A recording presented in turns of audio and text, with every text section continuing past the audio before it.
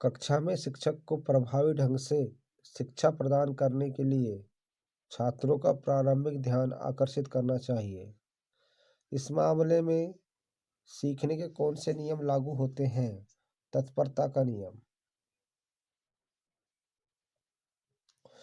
गैगने के अधिगम सिद्धांत में निम्नलिखित में से कौन सा पदानुक्रम स्तर नहीं है? समस्या विकास पदानुक्रम स्तर नहीं है गैगने के सिद्धांत में। अधिगम का क्षेत्र सिद्धांत प्राथमिक रूप से व्यवहार का उद्देश्य पर जोर देता है। व्यवहार का उद्देश्य पर जोर देता है। अधिगम का क्षेत्र सिद्धांत प्राथमिक रूप से। अधिगम सिद्धांतों और उनके प्रस्तावकों के नाम दिए गए हैं। संबंधवाद थॉर्नडाइक। संबंधवाद का सिद्धांत किसने दिया? थॉर्नडाइक ने। अधिगम गेस्टाल्ट सिद्धांत कोहलर ने दिया। क्रिया प्रसूत अनुबंधन का सिद्धांत स्किनर ने दिया। शास्त्रीय अनुकूलन का सिद्धांत पावलोव ने दिया।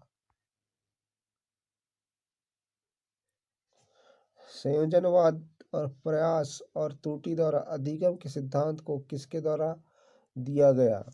संयोजनवाद, प्रयास और त्रुटि ये E.L. थॉर्नडाइक द्वारा दिया गया।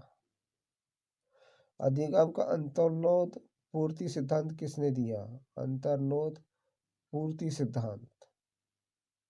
अधिगम का अंतर्नोद पूर्ति सिद्धांत किसने दिया? तो ये C.L. हल ने दिया। अधिगम का अंतर्नोद पूर्ति सिद्धांत C.L. हल ने दिया। C.L. हल। अधिगम का सिद्धांत जो पूरी तरह से और केवल अवलोकन योग्य व्यवहार पर निर्भर करता है, सीखने के खालिस्तान सिद्धांत के साथ जुड़ा हुआ है। व्यवहारवाद, रचनावाद, संज्ञानवाद या विकास संबंधी, तो ये व्यवहारवाद के संबंध से जुड़ा है। व्यवहारवाद के संबंध से जुड़ा है। कौन सा सिद्धांत? अधिगम का सिद्धांत जो पूरी तरह से और केवल अवलोकन योग्य व्यवहार पर निर्भर करता है, सीखने के व्यवहारवाद सिद्धांत के साथ जुड़ा हुआ है। अधिगम के क्रिया प्रसूत सिद्धांत का सबसे महत्वपूर्ण सिद्धांत कौन सा है? व्यवहार अपने तात्कालिक परिणामों के अनुसार बदलता है।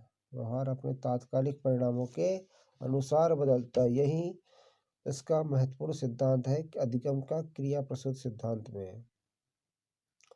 अव्यक्त अधिगम के टॉलमेंस सिद्धांत में प्रयुक्त संज्ञानात्मक मानचित्र आपका क्या अभिप्राय है? बच्चों में शारीरिक और मानसिक विकास के मानचित्र, बच्चे की वृद्धि के मानचित्र, एक विकासात्मक आधार का आंतरिक प्रतिनिधित्व, लक्ष्य प्राप्त करने के लिए बच्चों द्वारा पालन की जाने वाली दिशा।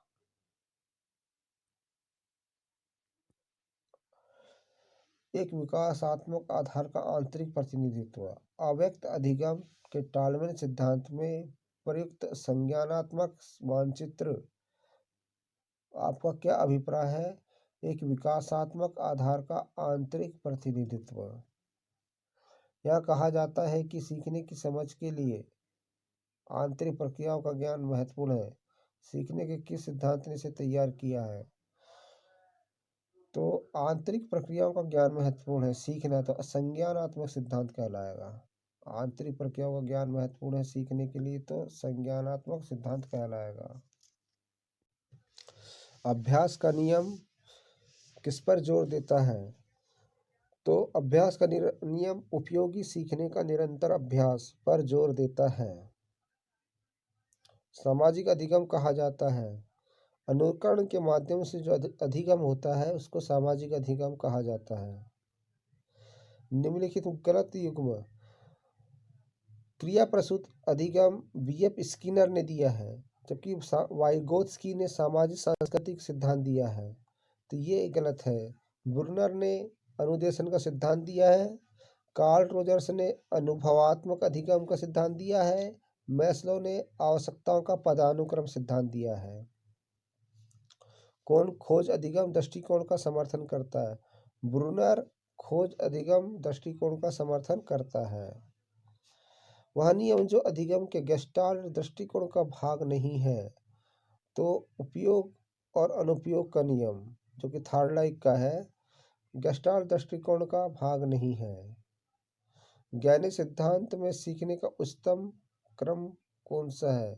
तो ज्ञानी सिद्धांत में उच्चतम क्रम समस्या का हल है। ज्ञानी सिद्धांत में सीखने का उच्चतम क्रम समस्या का हल है।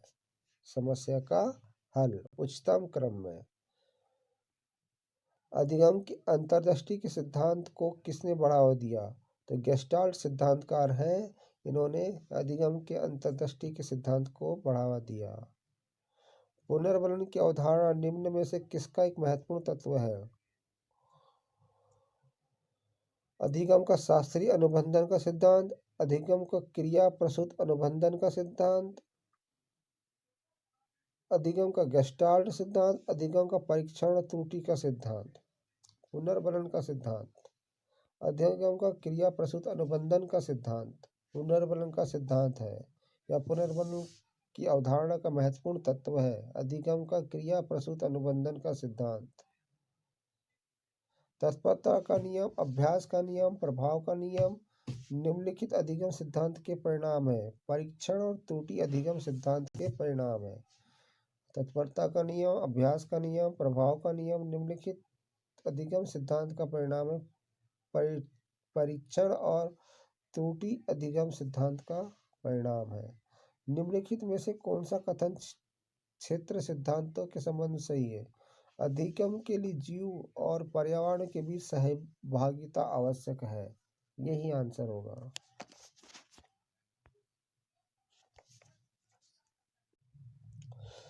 बहुत सख्त लेकिन प्रभावी शिक्षक वर्ग के मूल्यांकन परिणाम औसत से नीचे होते हैं। इस वर्ग में शिक्षार्थियों को प्रभावित करने वाला कारक है शिक्षक और शिक्षार्थियों के बीच संबंध।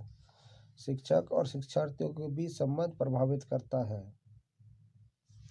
निम्नलिखित में से कौन शिक्षण को प्रभावित न करने वाले कारकों को निर्दिष्ट करता है? शिक्षण को प्रभावित न करने वाले कारकों को निर्दिष्ट करता है। तो शिक्षण सहायक सामग्री की उपलब्धता और उनके उपयोग प्रभावित करता है। शिक्षक का विषय ज्ञान प्रभावित करता है। शिक्षक की शाब्दिक और अशाब्दिक संचार कौशल ये प्रभावित करता है। स्कूल कार्यक्रमों में अभिभावकों की रुचि ये प्रभावित नहीं करता है। इनमें कौन सा कारक शिक्षण अधिगम प्रक्रिया में शामिल नहीं है? आर्थिक कारक एक ऐसा कारक है जो शिक्षण अधिगम प्रक्रिया में शामिल नहीं है। कौन सा कारक अधिगम को प्रभावित करता है? अधिगम परिपक्वता, अधिगम की तत्परता, अधिगम प्रवेश, अधिगम अभिप्रेरणा ये सभी कारक अधिगम को प्रभावित करते हैं। निम्नलिखित में से कौन सा कारक अधिगम प्रक्रिया को प्रभावित नहीं करता? मापन एक ऐसी प्रक्रिया है जो अधिगम को प्रभावित नहीं करता। निम्नलिखित कौन सा कथन सीखने के बारे में सही है? सीखना एक ऐसे वातावरण में प्रभावी है जो शिक्षार्थियों के लिए भावात्मक रूप से सकारात्मक और संतोषजनक है। निम्नलिखित में से कौन सा शिक्षक संबंधित कारक अधिगम को प्रभावित करने वाला है? अधिगम को प्रभावित करने वाला बैठने की उचित व्यवस्था, शिक्षण अधिगम संसाधनों की उपलब्धता, विषय वस्तु अधिगम अनुभव की प्रकृति, विषय वस्तु में प्रवीणता। विषय वस्तु में प्रवीणता एक ऐसा अधिगम कारक है जो शिक्षक के अधिगम संबंधी कारक को प्रभावित करता है। कौन सा? विषय वस्तु में प्रवीणता। ये कौन सा कारक शिक्षण सहायक साधनों को प्रभावित करता है? आयु, छात्रों की संख्या, छात्र स्तर, विभिन्न प्रकार की अधिगम शैली ये सभी प्रभावित करते हैं। इस समकालीन परिवेश में एक सफल शिक्षक वह है जो कक्षा में कुछ सीखने के लिए स्थिति बनाता है। कक्षा में सीखने के लिए जो स्थिति बनाता है।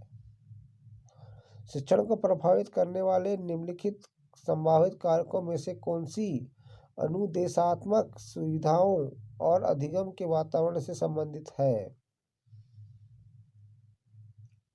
संवादात्मक प्रक्रियाओं में सक्रिय चाल, छात्रों की रुचि में कमी, शिक्षकों द्वारा प्रशंसा और प्रोत्साहन, उच्च योग्य शिक्षक की कमी। संवादात्मक प्रक्रियाओं में सक्रिय चाल, इससे अधिगम के वातावरण प्रभावित होता है या अधिगम का वातावरण से ये संबंधित है।